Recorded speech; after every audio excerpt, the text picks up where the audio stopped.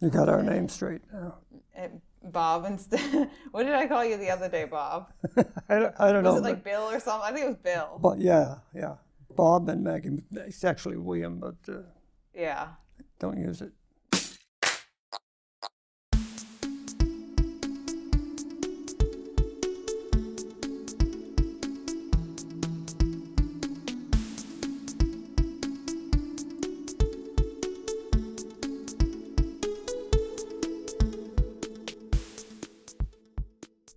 Hello, and welcome to Runnah, running on Cape Cod, Massachusetts and beyond. Did I scare you a little bit, Maggie?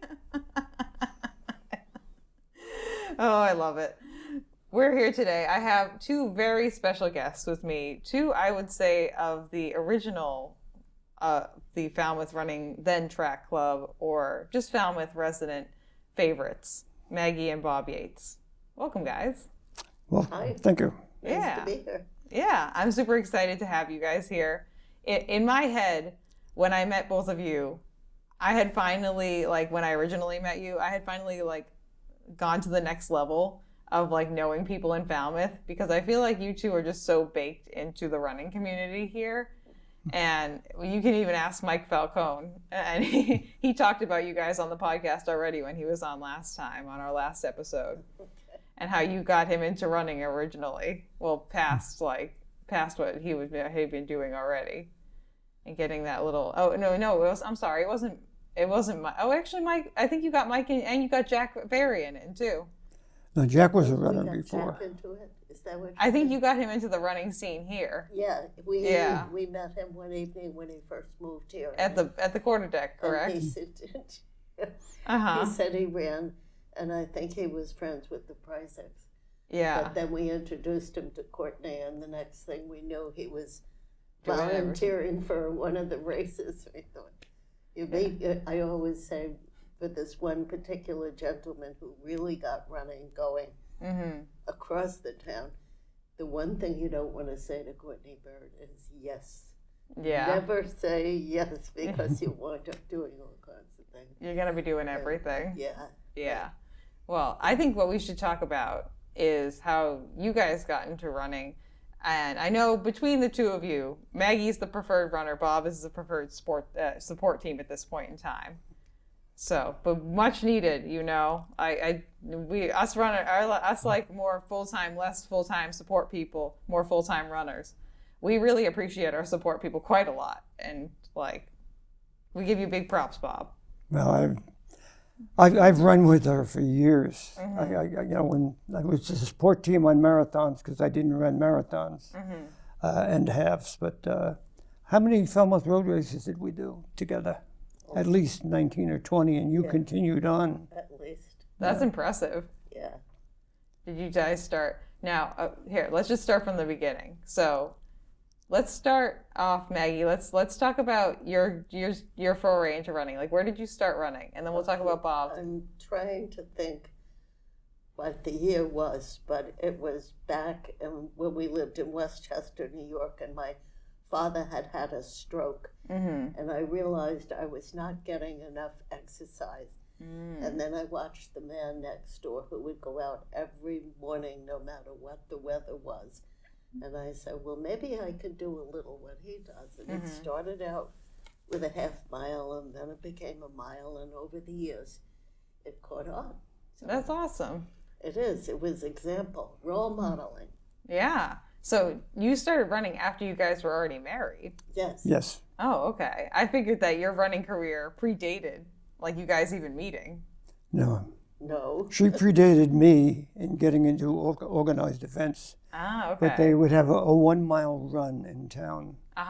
And, we did that, and we would bike, we would run, just nothing that was sanctioned courses or anything like that. And then one day she decided to go down and see what the New York Marathon was like. Yeah. So she went down and volunteered down there. Oh, that's dangerous, And Maggie. I had nothing to do, so I signed up for a 5K in Connecticut. Okay. And I was told, a lot of competition, you're not going to place, don't worry about it. I wound up getting a second place in my age group. Wow, that's impressive. But I think the reason I got it is the runners were all down at the marathon. Okay? And I had just turned into a new age group. Hey, you can't get any better than that. Sometimes you just got to play the card that you're dealt, and sometimes it's a winning card, you know? Right place at the right time. Exactly. But then we started running, most Sundays we drive down, we were about 40 miles north of New York City. Okay. And we would drive down to New York and run with the New York Roadrunners. Fantastic organization. In Central Park. In Central Park. Yeah, and then go out and have breakfast. I can see where you would fall into love with running through that, just because I've run a bunch with the New York City Roadrunners, and also like with Team for Kids as well too, which is the charity team that I work with. But like if I lived anywhere closer to New York than where we are, I'd be down there all the time with these people. They're so great. What a positive environment it is there. It's so fantastic. They used to have a lot of creative races. Yeah. They'd had a bagel run where you would run whatever the course was that morning, 5 miles something, and then go to the New York Hilton. Tablecloth, white tablecloth, sterling silverware, and bagels. And it was great. I mean, they'd come up with all these crazy ideas. A midnight run on New Year's, stuff like that. They're all fairly normal now, but in those days it was very creative. Yeah, I think that's so much fun. Yeah. It sounds like you guys had a pretty decent, pretty non eventful, but good and positive introduction into running. Non-stressful. Yeah, which I think is definitely really important. And I think kind of makes more sense for me in how I know you guys currently, which is a very positive, inclusive part of the running community that just wants everyone to feel like they're welcome. Well, one of the things I noticed, because I had no athletic ability that I knew of at all, and all you had to do was one foot after the other. But I also found that most runners were very accepting of you. If you got out there and tried, speed wasn't important, but if you got out there and did your thing, it was very important to me, very accepting. Yeah. I think that's one of the things that people have there's a stigma around runners, and I can see kind of why, just knowing some runners that I do, that we're kind of uppity and exclusive, but that sector of runners does exist. Go to the Boston Marathon, you will find them. They go there every year. Not to say that there's not nice people at the Boston Marathon too, but that's where you're going to kind of find the upper echelon of the people who are a little bit too full of themselves. But generally speaking, I feel like the running community is very accepting to people. I think so. If you're not concerned about your place and your time, and I think when you read the race stats, you imagine those people up front are usually running for big dollars. And there's also the people in the back of the pack. We would run to finish. I mean, that's what I do too. No. I'm just running to finish whenever I'm going. It's more, especially when you get to the races that are either a themed race, or you're running with people that you really like running with, or it's something when I went to Tokyo last year, we're I'm running in the middle of Tokyo. I need to take this in. What am I doing here? Yeah, literally I was oh my God. Not to mention I was on a 12-hour time difference, so my brain was already kind of just Did you do the Tokyo Marathon? Yeah, I just did it in March. Oh, yeah. Cool. It was really cool. Good. Thanks, Maggie. Yeah.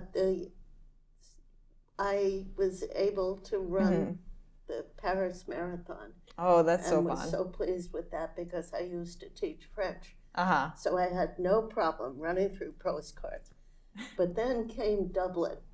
Oh, yeah. And of course, everything was so neat about Dublin until you got out, kind of out towards past the middle of town. And all the signs were in Gaelic. French I could read, the Place de la, but the Gaelic was not so much. So, and then you talk about support team, the end of that race, and of course, slow.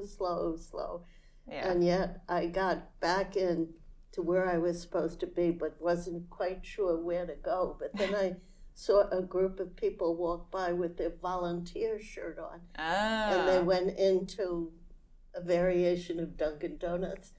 So I went in after them. I said, "Can you tell me where the finish line is?" Oh, that's adorable, Again, Maggie. the people that are helpful. And that's one of the things about this community too, is the people along the way are always cheering you on. And yeah, I mean, I went out for a run the other morning. When I'm out running, you guys see me, I always get a nice like honk honk, which is nice.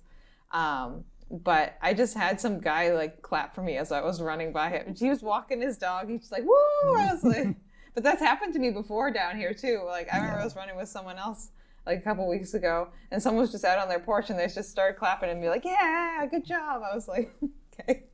Why I'll not? take it. Yeah, why not? Take it. Not doing anything, no big plans today, just to finish this run. But it's nice to be cheered on. But I agree with you guys too. I feel like you guys are great ambassadors of this too, is that we have really amazing volunteers and like support systems here Absolutely. For running, which I think is like the thing that makes a running community like flourish, is when the people who are supporting the runners also have just as much enthusiasm as the runners for the community and like putting on the events, like hosting the group runs, just kind of getting people to know each other and being welcoming and like kind when you go and you're running an event and someone's like, oh, the starting line's over there. Makes a big difference. So, and I know you guys are really big proponents of that and pretty much volunteer at almost every single race in town. There's one guy who can't say no.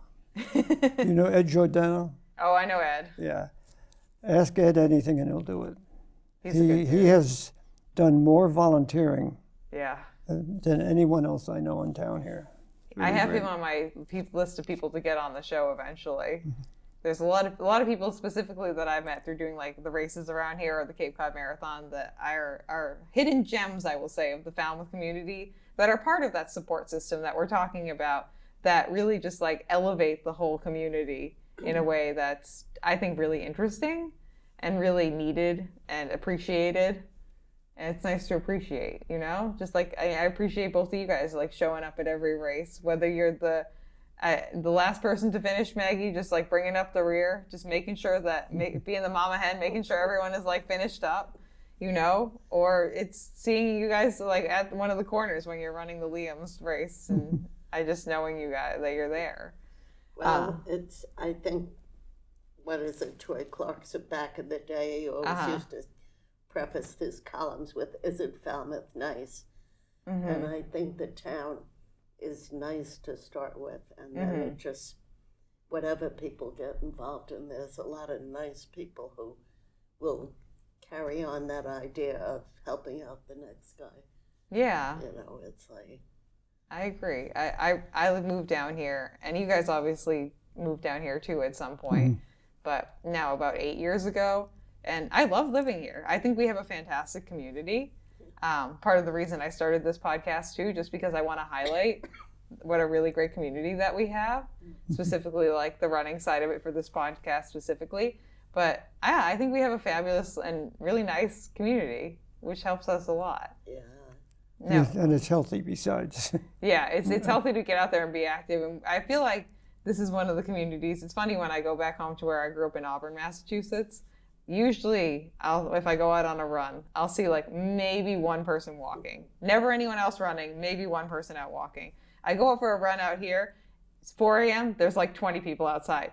5 a.m., there's like 20 people outside. 8 a.m., there's like 70 or up to like 200 people just outside.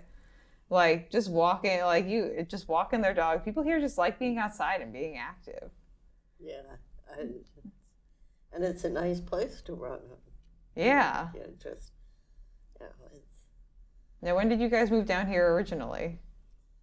We were living in this town in New York State, and this couple we were friendly with moved up near Syracuse. And then one day, I got a phone call from my friend, and she said, "We're moving to Falmouth." I thought, "Oh, where is that?" So we started to come visit them. And then we decided it was time for us to move to the Cape too.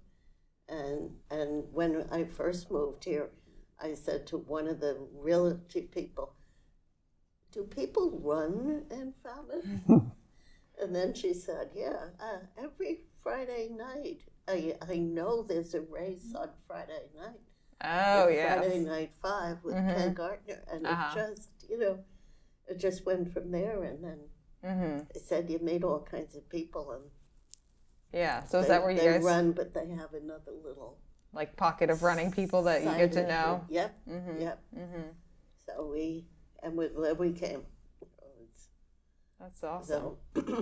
Now, is that how you guys initially got involved with the Falmouth Running, well, then track club, now running club, was through the Friday 5? Through the Friday 5. Yeah, that was a standard. Every Friday night.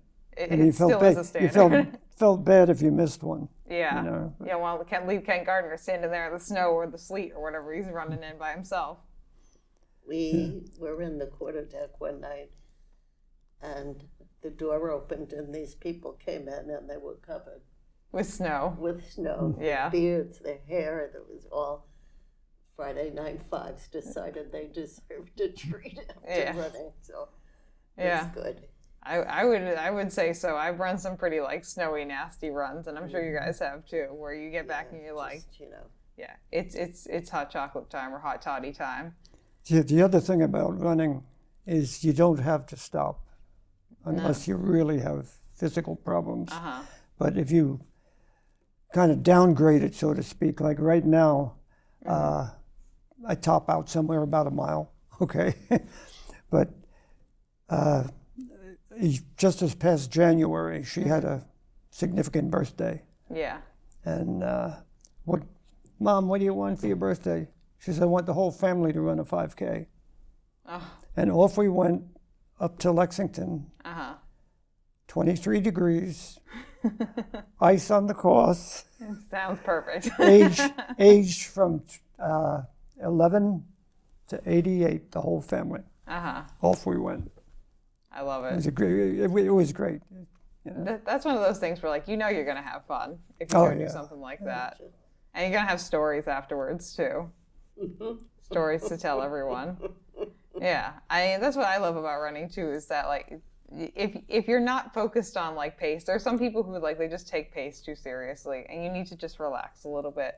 And also kind of like just accept where your body is right now and like what you can do. But like anyone can, like, you can walk, run, you can run, you can do some format of moving that's going to get you up there and get you out there and let you connect with the other people who are out there running too, which I think is super important. Or there's people that, I know there's at least 2 people, I only saw them running. I've never seen them again. Okay. I mean, it's only when we run, and every now and then you say, I wonder if that guy's still running at that hour. Yeah. It is funny what you think about, too, when you run, like, certain paths or certain roads. Like, typically, I know when I haven't seen someone for a little while. I saw one of my favorite people, and again, I don't know his name, but he runs out here. Well, I saw you that one morning, Maggie. That was very nice. But he's this smaller, older gentleman with the biggest smile on his face, and he always wears this little backpack when he's running, and he comes somewhere from the Falmouth Heights area, and I see him, but every time I pass him he smiles huge at me and we high five as we go by, and it just makes my day. Well, we found the perfect path. Oh, okay. We as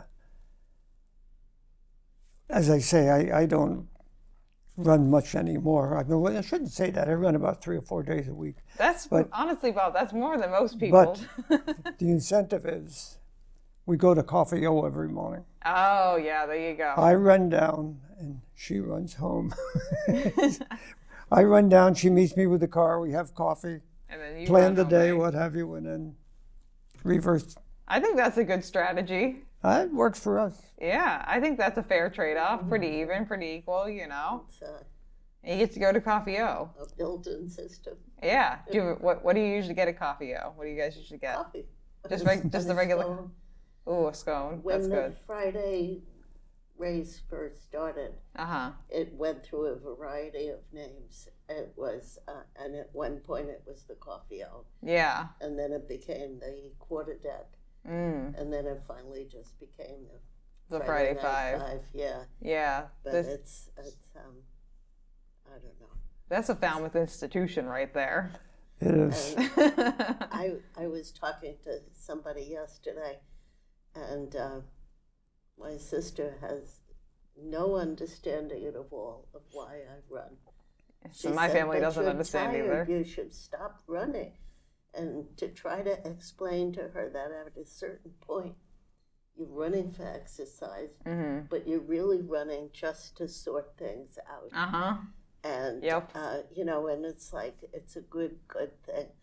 And I was talking to somebody yesterday, another runner, and he was saying, well, they say that the first part of your run is exercise. The rest of it is all thinking things out. And I was fortunate enough to be the librarian at Mullenhall School. And there were 2 buildings. And the library was in the hall building, which they decided to take down. We had to move the library from that building across the way to the hall.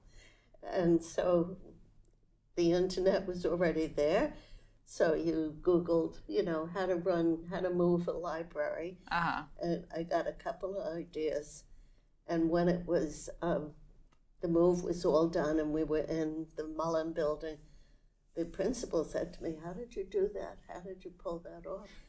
And I said, well, I read a lot, but then Sunday mornings on Surf Drive, you were thinking about it. I was planning on moving that library. Yep. And a lot of fellow runners came in and helped pack up the books. There you go. That's the way to do it. Yeah. She was also or is a major influence on our children. We have 3 sons, 2 of whom have run marathons. One runs crazy marathons. Oh, he's like an ultra marathon runner? Yeah, not ultra, but like the Spartan races? Run all the beaches out on the Outer Cape. Oh, okay. On the sand. Yeah, sure, why not? Leave a bar at 1 o'clock in the morning in the Bronx. Run down through Times Square to Coney Island. Oh, Christ. This is someone who very much so loves adrenaline rushes. She has the 3 of them running, and now my daughter-in-law also runs, and I'm proud to say both the grandchildren run. They're twins, 12 years old. But my grandson is running track at school. That's awesome. And he's got some good times on the 5K. Yeah. So. That's fantastic. He ran a road race this year, too. Oh, there you go. I'm sorry, not the road race. Falmouth in the fall, yeah. Still a very fun race. Yeah. It's just, you know, you just... You lead by example. Well, that's, I think, the basic thing. And, you know, if you don't keep pushing something, they see what you are doing.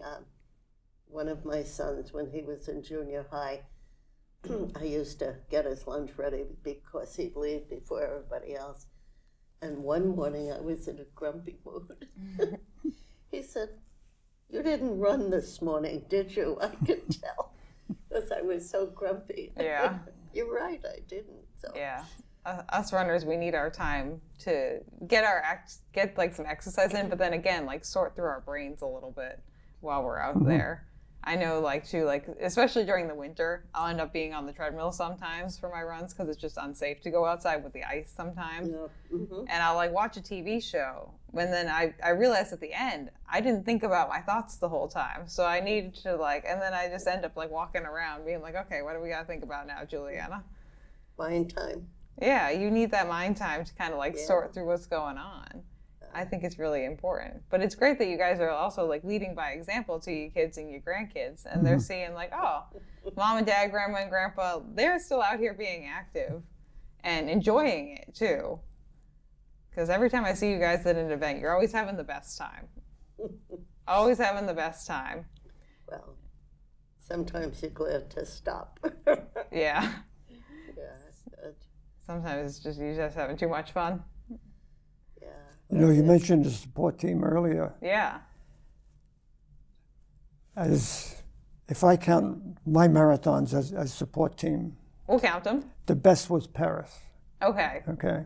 Let's talk about the Paris Marathon then, because I think this is one of your favorite marathons too, Maggie, correct? Yeah. No, she had the attachment from being a French teacher. Uh-huh. But I met her at mile 13. The Paris Marathon is a little less organized than most of them. Yeah. I met her at mile 13, gave her a hug, said, good luck, I'll see you at the finish line. And I went over to a cafe, and I had an omelet and pommes frites, a glass of wine, and then took the metro to the finish line. She made me take her back again a year later or 2 years later to the same cafe. Uh-huh. Did not run that. So there's more to running than running. Yeah, I mean, I agree. When I finished my first marathon, the first thing I got from my siblings was because they saw me at a bunch of different spots. They were telling me about the pancakes they got at Betsy's down the street. Because they don't live around here, so they were like going and getting giant pancakes from Betsy's, you know. So yeah, it's more than just the race. Yeah. And like when I go places and I run races, like if I was going to go to the Paris Marathon, you like to like spend some time around the race, like doing things and like indulging in whatever the culture is, getting a baguette, getting some coffee, getting a nice drink. That same marathon, my oldest son, kind of a surprised spectator. I knew he had come the day before, but so anyhow, I'm running down the Rue de Rivoli, and I look over and I see Bob, and my son is with him. Oh. But it was before Paris got into Go Cups. Oh. And where they were having coffee, the guy let them go out with their porcelain cups and saucers. Oh my God, that's too funny. They were standing there waiting for Just like, that's pretty funny. I love that. Yeah, it's those memories you take away from the races too. It's not just like running the race is great and you have like memories from that, but it's the memories that happen in between the steps that really like I think cement their place in your brain and make it a special event. Would you say the Paris Marathon has been your favorite race that you guys have been to, or do you have any other races that have really stood out? Or running events that you've been to? The son who runs the crazy marathons, at one point, he and his wife were living in Liverpool. Okay. Ring, ring. Hey, Ma, you want to run a half marathon in Liverpool? Okay. When did we get there? You know, that's the thing. It's like, you know. The funny thing about that one, though, once again, being the support team, I decided the announcer on the PA system was in a trailer. And I said, I'll be right back. So I went over to the trailer and I said, you know, I just want you to know that we have a runner here from Falmouth. He says, oh, from Falmouth, have you? And I said, yes, but it's Falmouth, Massachusetts. Oh, from the United States. Yeah. Fine. Maybe I'll make a word about her. So I go back. Next thing you hear in the PA, and we have an elite runner here from the United States, from Falmouth. She's like this. But we have fun. I love it. We have fun. Yeah. Of course, the first marathon is always one of your best, and mine was New York. It's hard to top New York, Maggie. I've run New York, and like that's been like optics wise, like we'll put the Cape Cod Marathon to the side for a second because we know I'm very biased about that.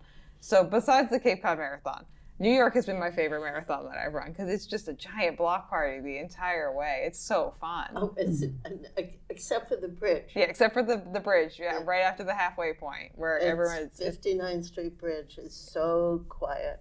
Yeah. And the first time there, I heard clop clop, and there was a guy coming up behind me, and we were noticing how quiet the bridge was. And we started talking, and one of us said, you know, I think tomorrow morning I'm just going to quit my job. I'm not going to keep doing all this. Okay, yeah, sure, so why I not? said, yeah, that's an idea. So I'm still wondering if he quit his job. Quit his job. And what year did you run New York City the first time? Pardon? What year was this, Maggie? That was my first time running New York City. And what year was that? I think it was 97. Okay, so this gentleman is probably like, how old would you say he was? We were probably around the same age. Oh, okay. So, but then when you come off that bridge and you go up First Avenue, it's St. Patrick's Day all over again in November. Just so loud. Well, the foot of the bridge is considered the best cheering spot in the marathon, and part of it, the cacophony of it is there's a water stop there. Oh, right after that bridge in New York. Cups all over the street. They can't clear them all fast enough. Okay. Yeah. And you hear the runners going through and you're clop, clop, clop. Yeah. I remember when I ran New York, so I ran it last year, in 2023. And at that point, it actually had the world record for the most number of people running a marathon at once. There were like 52,000 people running. Wow. Which is so many. And I will tell you what, it felt like that. There were so many people. Like if there had been cups on the ground, which I know I clompity-clomped over a bunch of them, no one was able to clear them off because there were just so many people. So it was wild. I had the best time though. Oh yeah. I feel like New York's a really great first marathon though. If I was gonna rank the bigger marathons as like which one I would go to first, if I was my first one ever, definitely New York. Yeah, it's interesting because to me, it starts where I grew up. Yeah. You run down that 4th Avenue and I could just about tell you every single street, what was there, what was there, what was there. And it's, and then you go, suddenly we were in Queens and my son lived there. And just, Yeah, it has sentimental value. So much to it. Yeah. One of the funny things about that, she was talking about 4th Avenue. One of our sons had come into town from college to see her run. And he, 4th Avenue and probably 38th Street or somewhere around there. Mm-hmm. This is in Brooklyn. He comes up out of the subway just as she's running by. Wow, that's perfect timing right there. Gets a hug. Good luck, good luck. Goes back down the subway and goes back to school. I mean, that's perfect timing right there. You can't do it any better. This is the guy who runs from the Bronx to Coney Island. Okay. So he's kind of like worked on his timing more or less a little bit, maybe. One of my sons has not run a marathon, but he runs a lot. And for him, he knows the value of the exercise plus. Yeah. But anyhow, he has since moved to Mexico City. Oh, okay. And the first morning he was out for a run, he just saw all these people. And when he got closer, he realized it was the Mexico City Marathon. Oh. So I said, so you see, Bill, there's a chance for you to still run one. You could run a marathon. We did run a marathon. Yeah. Another trip to Paris. We didn't plan on it, but it coincided with the Paris Marathon. Oh, okay. So we went over to the expo. Yeah. And might as well. They were having a 5K breakfast run. Oh, there you go. Signed up. Yeah, there you go. Took off. It was a beautiful run right along the river. And you get to the end, and they gave you a paper cup of coffee and a croissant. I mean, nothing's more French than that, Nothing is more French than that. Good times. Yeah. Can't go wrong with that. I love that. I remember, just to go back on New York a little bit too. When I ran New York, obviously Mike Falcone is one of my running buddies. He actually sent me the email that you sent him about growing up in New York. He kept it this whole time. Mike Falcone. Oh, Mike, I'm sorry. Mike Falcone. Oh, of course. Yeah. Falcone. Yeah. He sent me that email that you sent him of all the different landmarks that you pass if you're running New York City Marathon as Maggie Yates, and the things that you would notice if you were Maggie Yates running through New York City. Well, what was interesting, maybe a year or so ago, there was a guy on one of the trains with a gun. Oh. And everybody really and when the train stopped, they all got out as quick as they could, and I guess the cops went in and got the guy. Yeah. But at any rate, we were hearing about it, and of course we identified with it. But we have several people from here have run New York, and I always tell them, you ran right past that subway station. Where the guy with the gun was? 36th Street and 4th Avenue. Yeah, I guess I ran by it too. I didn't realize that. I ran by it too, you know. It's like, yeah. Well, you know, Bob also got good, you know, being the support team for other people who were going down, because he would tell them how to get around to the different points at which you could watch. Oh, so you were runner doing that, remember? The support team for the support teams. There you go. Telling people, that's really important too. Like what we've seen, especially with the Cape Cod Marathon, just recently we started doing like a spectator guide, like as part of the map. So that way people knew where they can go. But it's really important, and it's a big question that everyone has. It's something that, because it's not like officially owned by, like, the spectators are not the responsibility of the race because they haven't signed a waiver or anything. So like legally they don't really care as much as they do about the spectators and the runners. But it's something that's like, it's a big question when you come to a race. Like, how do I spectate it? I want to watch my people, you know? Well, the app to track your runner is great. Oh, the New York City one, You look at a spot, has he or she passed there yet? If not, how far away are they? Can I get there in time? You can make these decisions in real time now, because you know exactly where your runner is. Yeah. I think that's great. Which is something you didn't have originally, Bob. No. At all. No. You hope for the best. Yeah, you just kind of got to hope that Maggie's plan sticks to plan. Well, let's see. If she runs, 6-minute miles, blah, blah, it should be here then. Yeah, I'm sure Maggie's banging out 6-minute miles all the time now, right, Maggie? Yeah, easily. She's like, I do that on my easy day. I'm sorry. When the grandson decided he was going to run Falmouth in the fall, his parents decided they would too. Oh, that's fun. And I'm trying to think if I know his mom had run the Falmouth Road Race, and I'm not sure, but Mark can do. He could run that distance backwards, I think. Yeah. But anyhow, those three were going to run, but Hannah got the app. Oh, okay, and so she was able to tell us they're coming. They're at Elm Road. They'll be here soon. I find it really helpful. She got very involved in the whole spectating, spectating, and then cheering for the. Maybe the next heir for you, Bob. Pass it on to her. She can be the pro spectator once you decide to retire your cap. If you ever get to that point, you don't have to. I feel like spectating is like. And volunteering is one of those things that you can, like, no matter like what your like physical capacity is, you can usually find some way to be a part of it. Whether it's like standing at the corner, like being a courts marshal, or you're like sitting behind a table handing out numbers. There's always something that needs to be done. That it is amazing when you think about it. Yeah. All the bits and pieces that go into it. Yeah, it's crazy to me to see the interworkings of the Cape Cod Marathon.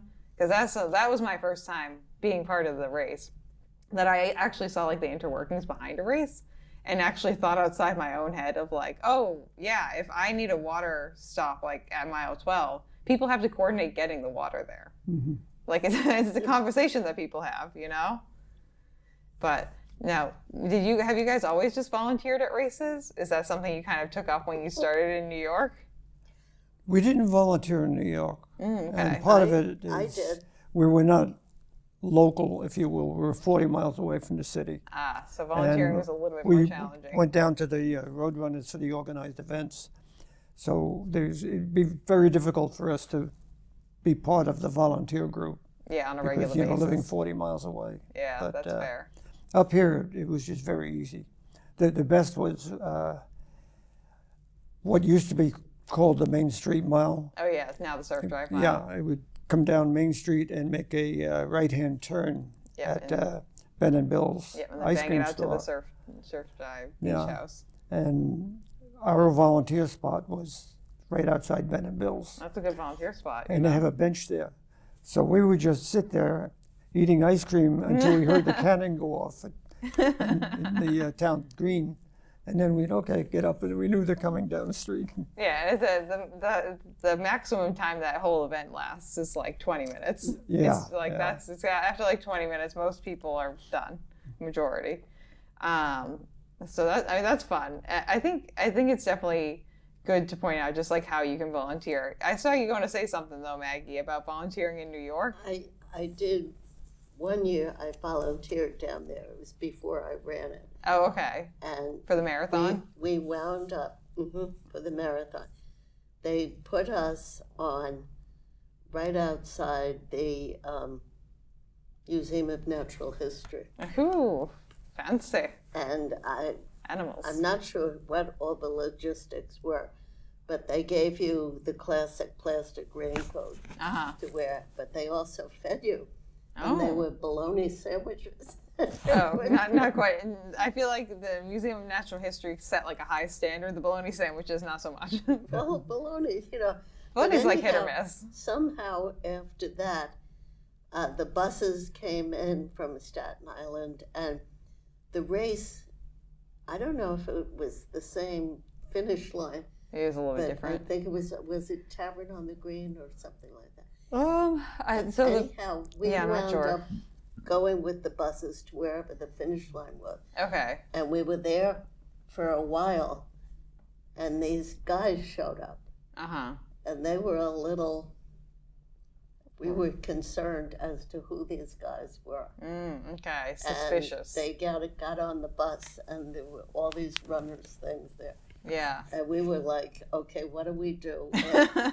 Blah, blah, blah, kind of those city strategizing. So they came out and they said, we have an idea, because they warned us, if the runners get on the bus, don't let them sit down. Let them just grab their bag and make sure they get off, and sure enough, when they started to come in, there was one guy who fell asleep. He just sat down with his bag, and that was it. So, but these shady-looking guys had a great idea.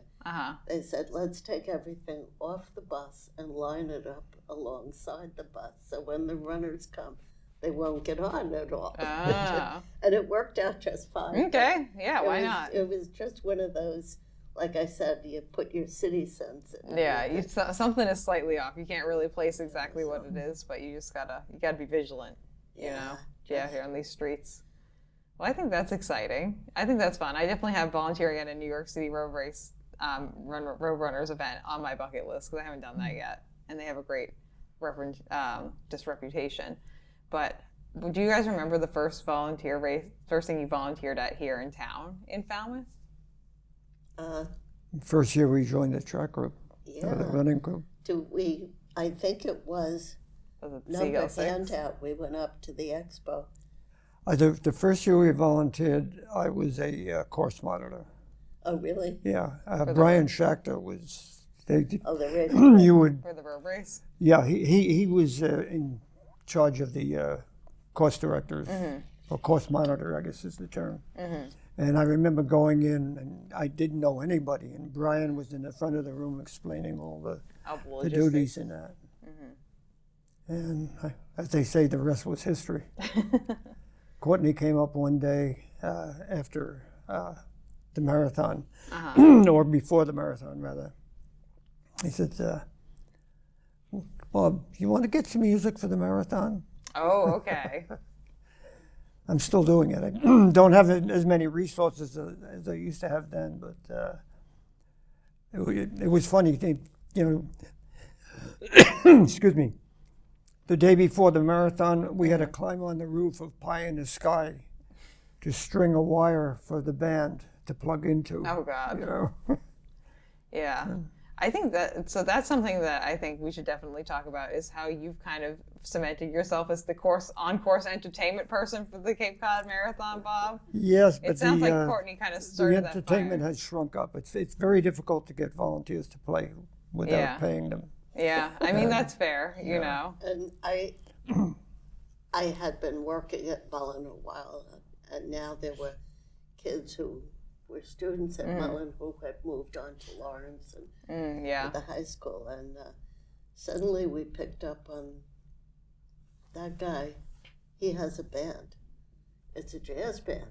Oh, okay. Hey, can you volunteer? Well, does it pay? No. But we said everybody would be very glad, so they wound up at Dana's Kitchen. Oh, okay. Yep, time. On the old course. And yep. it just was so much fun just looking around, just collecting kids I knew way back when they were little. Just playing the Cape Cod Marathon. They were all part of the jazz band. Oh, okay. And people who are into jazz are into jazz, the way runners get into running. Yeah. And these guys, they just click together. And Dana, who ran the restaurant up there, says, can you bring those guys back next year? Because the patrons would be driving by, because the course was open. And they'd hear the music and see, let's get a cup of coffee in there, let's get a sandwich or something. So it promoted their business as well. Yeah. So the first bit of music we had on the course was this jazz band that was kind of created. And how did it turn into like what it became and kind of what it is now? I know now it's like a little bit more pared down than what it had been. But obviously kind of you did other things beyond the jazz band. What happened after the jazz band was formed? We had rock bands. We had a fiddle player and a banjo player. We had Falmouth Fiddlers. Have been doing it almost every year. Brass Ring. What's the band that used to be at the CVS, where up in like towards North Falmouth, like when you came around the corner, where there's that four-way? Oh, on Route 28. Yeah. Yeah, that was the Falmouth Fiddlers. That's the Fiddlers. Okay. Yeah, They live in my. There are a few things that I remember from my first marathon that I ran, which was on the old course here at Cape Cod. Yeah. And I very distinctly remember them being there at that CVS playing music. And then there's also a woman who was down towards like the Woods Hole side of things who was wearing a blue wig jumping on a pogo stick. I remember her too. But I don't think she was playing an instrument. Yeah. What was her name again? Cheryl. Cheryl Atherton. Oh, yeah, Cheryl Atherton. And she is also a part-time DJ. Oh, okay. This woman, this is no lie now, she calls me up usually around January sometime. Oh, she's our dedicated volunteer. What day is the marathon next year? I want to put it in my calendar. She is good. That's awesome. Yeah. So I've got some fairly regulars right now, but it's difficult to develop new talent. A little easier when she was in a school because we could tap the music teachers and stuff like that. And pull from people. Yeah. I think that if anyone here is watching our show and knows someone in Falmouth or is someone who'd like to volunteer with the marathon playing music, we would love to have you. Amen. Yeah. You can send me an email and I'll let Bob know if you want to do that. So reach out. It's good fun. Yeah. And it's a good way to be part of like a really like fun event too. Yeah. It's also a good way to test your chops. There you go. Yeah. If you're thinking about doing some open mics or something, or you want to see if you've got game, it's a good way to come out there and test it out. If you can get the runners distracted and also involved in what you're doing, you could probably take that show on the road. And the best thing is if you make a mistake, the runners don't hear it. No, they don't. They hear the noise and they get a little hyped up. And when I run, I'm just so grateful that somebody is taking their time to do those kinds of things. The best you were talking about best races. One we didn't mention was the Boilermaker. Oh, Jack is a big Boilermaker fan. Yeah, that's a fun race. But what I remembered, I did the 5K and she did the 15K. Mm-hmm. They had a line, and it must have been 50 or more groups out there with drum kits. Oh, okay. The bass, the cymbal, the temper, and they were just lined up one after the other. And you would be running for, depending upon your speed, anywhere from 10 seconds or 20 seconds or 30 seconds on up to over a minute. They were lined up on the road, and it was probably, it wasn't a quarter mile, but it seemed like it. It was pretty fair few number of drums. I wanted to get them to Falmouth, but I couldn't all make it. Oh, that would have been so fun. Yeah. Things like, I think that's something that right now with the Cape Cod Marathon, we're just, every year we're just like evolving a little bit more, and definitely falling into our course that we have now, getting more used to it, like where we can put people, like where you want to put musicians. So I think this is a really great time to like, one, make a call out to anyone who's watching to let them know that if they want to volunteer playing music, they can. But kind of maybe think about things like that like we want to source out to the schools, you know. It's also difficult to find people with the new course. With the old course, we had a lot of wooded areas. Oh, and, yeah. We could plug in electricity up on judge people's houses and stuff. Yeah. But now it's in neighborhoods, and you know, would you like a jazz band on your lawn for 3 hours on Sunday?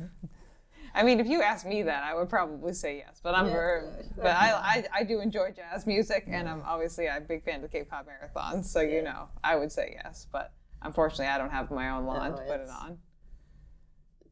You know, it's like a world that has so many facets to it. You know, you think about. So you see somebody running down the street, and if they have a number on it, you figure it's a race. Well, then there's organizing it, then there's the volunteers, then there's the people who make it happen. Yeah, you know, she handed out rack cards in Paris one year. Oh yes, I've been victim to Maggie handing out rack cards. Well, actually, what we had Jack's business card. We was. You know, and we went to the expo, and I was going around saying, "Nous avons un marathon à Cape Cod aussi." And they'd look at me and say, "Hey, we," you know, I think somebody. I love it. They might have had a couple of people from France run it. So we have at least every state but Wisconsin this year had someone representing them. Oh, really? Yeah, and we had at least like 7 or 8 other countries that people came from, and that's including Hawaii and Alaska too. Good. So I was either Wisconsin or Wyoming. It actually might have been Wyoming, but there's one state that we didn't have a person from this year. So just Wisconsin. That's funny. Yeah. I don't know what the deal is, but we got to get everyone, you know.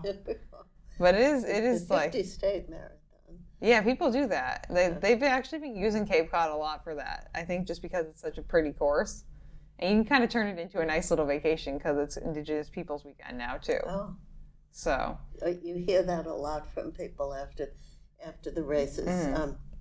Not to brag about it, because I really feel like it's. You can brag here, Maggie. It's just we're Cape Cod Marathon fans here. I was up in Boston one year, and I watched a group that comes down apparently every year to wait for the last runners. Yes. And that kind of got into my head. Yes. And so I decided, a self-appointed waiting for the last runner person. And then Chris Thulke came along, and she did it with me. And it was the old course, so we were down by the bank just waiting and waiting. Then he would bring chairs down for us. Just waiting. And over the years, and then Carolyn Bird really thought it was great, so she managed to keep the clock going. And she would send over medals for the people. Yeah. And it just got to be a good thing, and I still like to do it. Yeah, and we did it this year. Sunday, we did it last year, too, at together. Mullen Hall. And it used to be me and Chris, and then now... You got a whole crew. How many did we have that year? We had 5 people. Yeah, this year we had Ryan, me, you, Bob. Nicole was there. And then the psychic team? Yeah, she's our psychic team person. Yeah, I think you'll be excited to learn that Nicole is kind of like real, and I am really into like the final finisher, like waiting for the last person. And so we're hoping this year we can bring the PA system that the Falmouth Running Club owns, so we can keep announcing names when they cross and playing music for them, and maybe get some like lights or something that we can have, and also have like a kit that has like electrolytes and like a blanket and like all this stuff. But kind of build it out, you know. I think she's going to bring her cycling team members back too, and hopefully we can eventually, if not this year, maybe next year, invite people who are still in town to maybe come back and cheer for people. Yeah, it's such an accomplishment. It is, you know, when you do it, you're so pleased with yourself. Yeah. You know, and it's like, That's why, like, when I'm announcing the finish line, if it's the first person or it's the last person, they get the same level of enthusiasm from me, because like it's You've been there, you've done that. Yeah, I do. I put myself through that like twice a year at a minimum, Maggie. And I know how hard it is to get out there and do that and finish it. Like how proud you feel of yourself, and like how like not everyone goes home and has a family, one at all, or who's gonna like congratulate them, And it's nice to feel like you did something big and you're killing it out there, and we're proud of you. And I think you guys both, as part of the running community, really embody that too.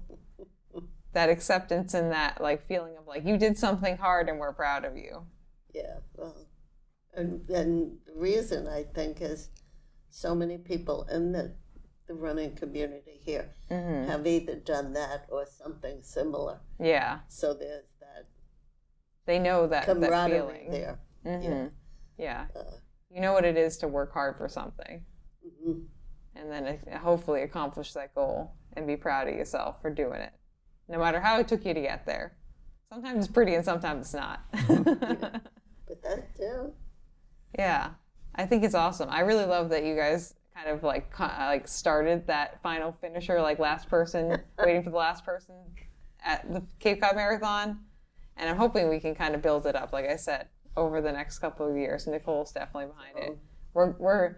I'm grading down on Jack. Jack is a little ambivalent about it, but usually I get my way. Well, in the beginning, there were people who, because they didn't want to broadcast to runners, somebody will wait for you, Yeah. So that they would, one year I went and complained to Courtney afterwards. Yeah. I don't know about that, because apparently these people, they were a bunch of guys and they must have had some alcohol with them, because when they finally came in, they were all tipsy. And that just got me so angry, because I thought it was so disrespectful of the whole race. Yeah. All that went into it and stuff. So, yeah. But that was, there was just some, most people are just, and it used to be in the old course too, as they come down Walker.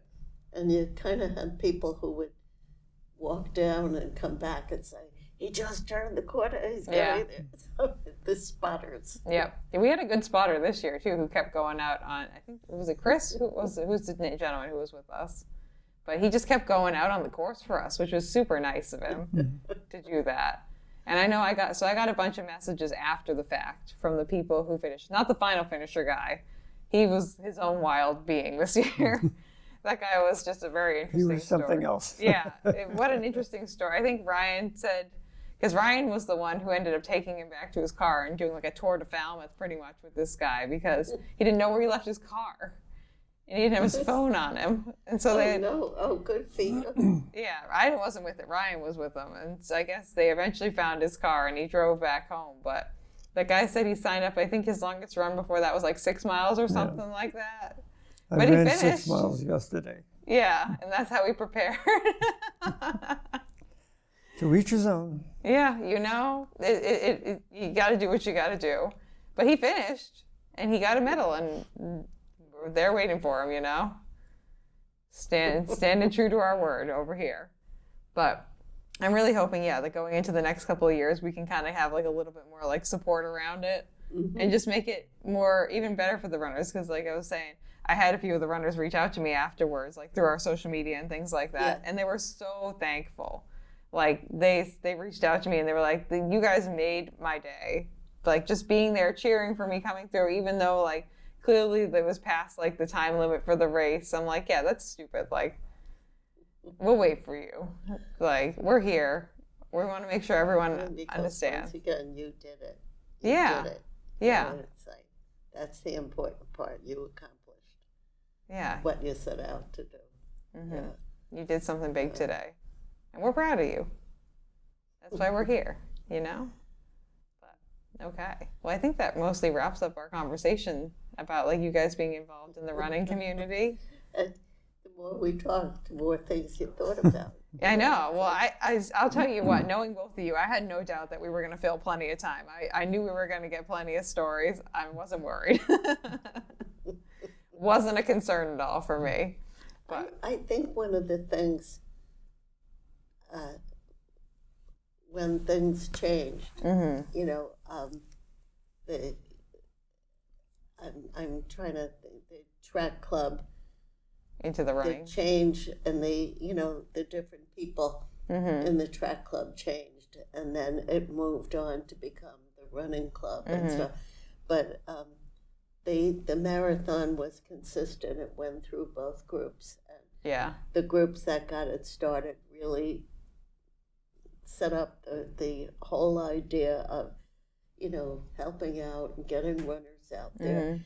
And the newer folks are picking right up on that and adding to it. And it's just, it's running. Falmouth has embraced running in a lot of ways. So.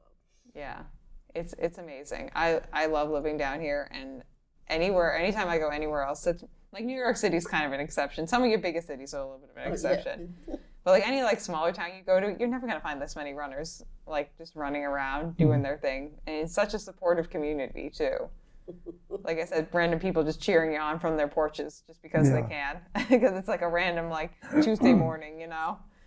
But I really love living down here. And I'm really thankful that you guys are part of the community down here too.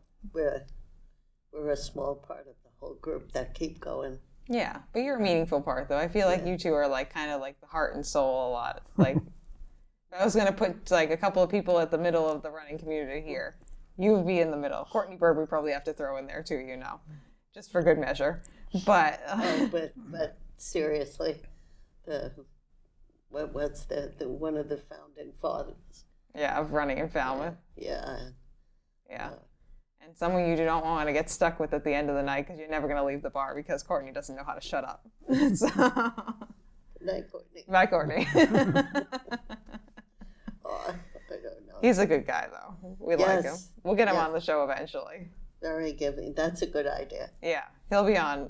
Anyone who's like anyone in the Falmouth running scene is going to be on here, hopefully, if they want to. But, okay.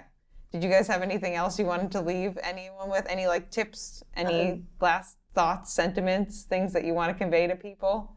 Just set a goal for yourself and just work towards the goal. You're not going to run a marathon in a week. Unless you're that last guy who finished Cape Cod Marathon. You look at that and you say, I'm moving along and I've accomplished, and you know, and I think that's the important thing. That you go places now and you see the stickers, be kind. Well, runners should also be kind, you know. Yeah, I agree. Did you want to add to that, Bob? Just have a good time. That is the best advice I think I've heard all day. Just have a good time, enjoy it, have fun. That's it. Got it. We're only here. Running is fun. I always tell people too, I'm never going to be the fastest runner out there, but I can always be the one having the most fun, regardless of what pace I'm running. That's a challenge. Yeah, you know, I made it a challenge for myself. Every major race, any race that I run that has like people taking pictures at it, I have a picture of like I call my goofy pictures of me like jumping or like making a funny face. So you know, you want to come away with at least one good memory. There you go. Be silly for a second there. Okay. Well, I'm so glad that you guys were able to come on. Thanks for having us. Inviting us. Yeah. And thank you guys for listening and watching the show. And make sure to tune in for our next episode of Runner. Make sure you subscribe to the show on YouTube or your podcasting platform of choice. And we will see you next time on Runnah. That's the end. And then we'll quit it. You guys did great. Thank you for listening to this episode of Runnah. This podcast is edited, hosted, and produced by me, Juliana Coughlin.